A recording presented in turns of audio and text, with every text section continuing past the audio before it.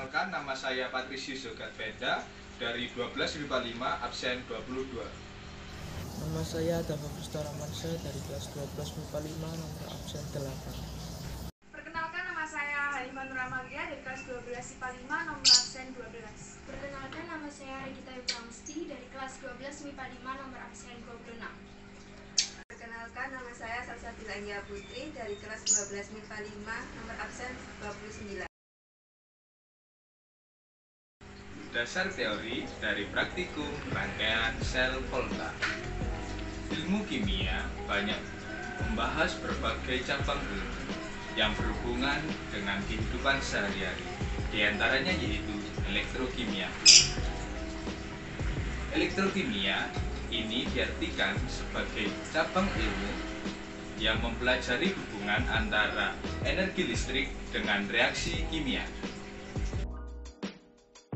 Ini erat berhubungan dengan sel volta, di mana sel volta berarti elektrokimia yang beroperasi secara spontan serta mengubah energi kimia menjadi energi listrik. Pada sel volta ini terdapat elektroda yang dibagi menjadi dua, yaitu anoda sebagai kutub negatif dan katoda sebagai kutub positif.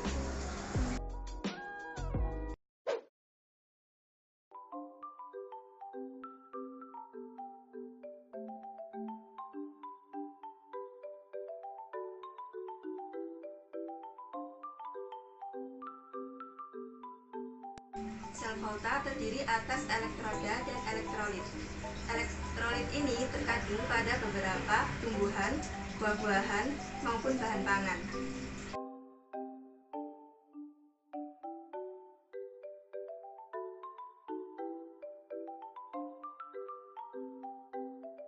Percobaan ini saya menguji nyala lampu dengan menggunakan 4 buah belimbing wuluh.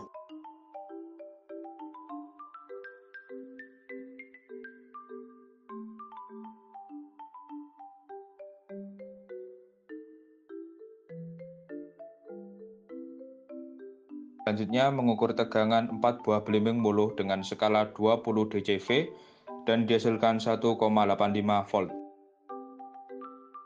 Selanjutnya mengukur kuat arus 4 buah belimbing wuluh dengan 20 dCma dan dihasilkan 0,10 ampere.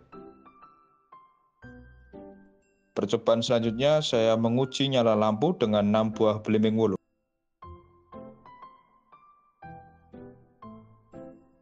Selanjutnya mengukur tegangan 6 buah belimbing wuluh dengan skala 20 dCV dan dihasilkan 2,67 volt. Selanjutnya mengukur kuat arus 6 buah belimbing wuluh dengan skala 20 dCma dan dihasilkan 0,09 ampere.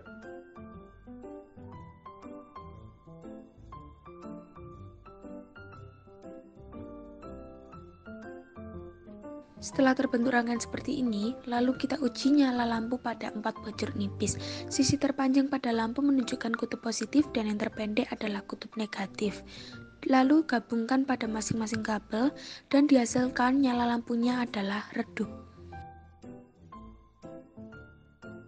Nah, sekarang kita menguji tegangan pada 4 buah jeruk nipis menggunakan skala 20 dCV dan dihasilkan 2,21 volt.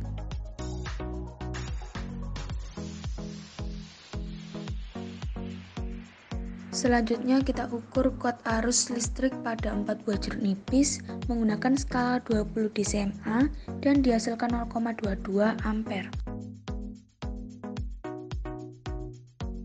Setelah rangkaiannya terbentuk, lalu kita uji nyala lampu pada 6 buah jeruk nipis. Sambungkanlah sisi-sisi lampu pada masing-masing kabel dan dihasilkan nyala lampunya adalah terang. Itu kita ukur tegangan pada 6 buah jeruk nipis menggunakan skala 20 dCV dan dihasilkan 3,33 volt. Setelah mengetahui tegangannya, kita ukur kuat arus pada 6 buah jeruk nipis dengan skala 20 dCma dan dihasilkan 0,25 ampere. Pertama-tama saya mempersiapkan alat dan bahan terlebih dahulu. Di sini saya akan mencoba menyalakan lampu dengan menggunakan 3 buah lemon dan lampu yang dihasilkan adalah menyala tapi agak redup. Di sini saya mencoba untuk mengukur tegangan listrik menggunakan 3 polemon DCV10 dan hasil yang didapat adalah 2,2 volt. Di sini saya mencoba untuk mengukur arus listrik yang dihasilkan oleh 3 polemon menggunakan DCMA 2,5 dan hasil yang didapat adalah 0,4 ampere. Ini saya mencoba untuk menyalakan lampu menggunakan 4 polemon dan lampu yang dihasilkan adalah nyala lumayan terang.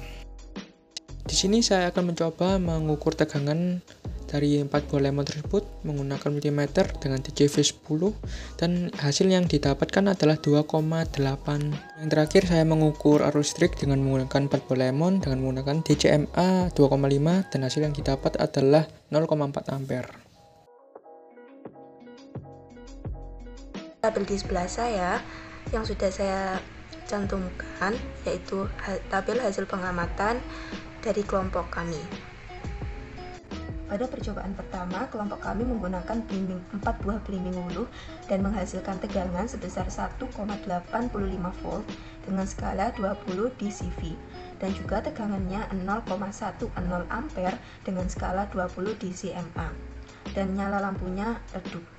Untuk percobaan kedua, kelompok kami juga menggunakan belimbing hulu, 6 buah belimbing hulu dan menghasilkan tegangan sebesar 2,67 volt dengan skala 20 dCV dan tegangan 0,09 ampere skala 20 dCMA. Nyala lampunya terang. Untuk percobaan ketiga, kita menggunakan lemon, 4 buah lemon dan menghasilkan tegangan sebesar 2,9 volt dengan skala 10 dCV. Dan untuk watt arus listriknya adalah 0,5 ampere dengan skala 2,5 dCMA dan nyala lampunya nyala. Untuk percobaan keempat, kelompok kami menggunakan lemon, 6 buah lemon dan menghasilkan tegangan sebesar 2,8 volt dengan skala 10 dCV dan kuat arusnya 0,4 ampere dengan skala 2,5 dCMA. Nyala lampunya nyala. Untuk percobaan kelima, kelompok kami menggunakan 4 buah jeruk nipis. Tegangan yang dihasilkan yaitu 2,21 volt dengan skala 20 dCV dan juga kuat arus listriknya adalah 0,22 ampere dengan skala 20 dCMA. Nyala lampunya redup. Dan percobaan keenam atau percobaan yang terakhir, kelompok kami menggunakan jeruk nipis, 6 buah jeruk nipis dan menghasilkan tegangan sebesar 3,33 volt dengan skala 20 dCV dan kuat arus listriknya adalah 0,25 ampere dengan skala 20 dCMA dan nyalanya terang. Kesimpulan dari praktikum kali ini adalah jeruk nipis, lemon, dan juga belimbing hulu memiliki kandungan elektrolit. Tetapi konsentrasi kandungan elektrolit ini berbeda-beda sehingga tegangan listrik dan kuat arus listrik yang dihasilkan juga akan berbeda-beda pula.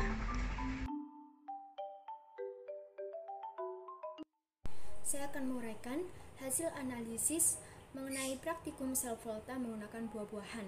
Pada praktikum sel volta menggunakan buah-buahan ini dapat diketahui bahwasanya kita membutuhkan 2 logam yang berbeda yang diperuntukkan sebagai anoda dan katoda. Anoda sebagai kutub negatif diperankan oleh paku sebagai logam Zn, sedangkan katoda sebagai kutub positif diperankan oleh uang koin kuning sebagai logam Cu. Kedua logam tersebut dimasukkan dalam satu bahan yang mengandung elektrolit, yang mana pada praktikum ini kita representasikan sebagai buah-buahan. Beberapa buah-buahan tersebut antara lain jeruk lemon, jeruk nipis, dan belimbing hulu. Dari hasil praktikum yang telah kita lakukan, buah yang kita uji mampu mengalirkan arus listrik.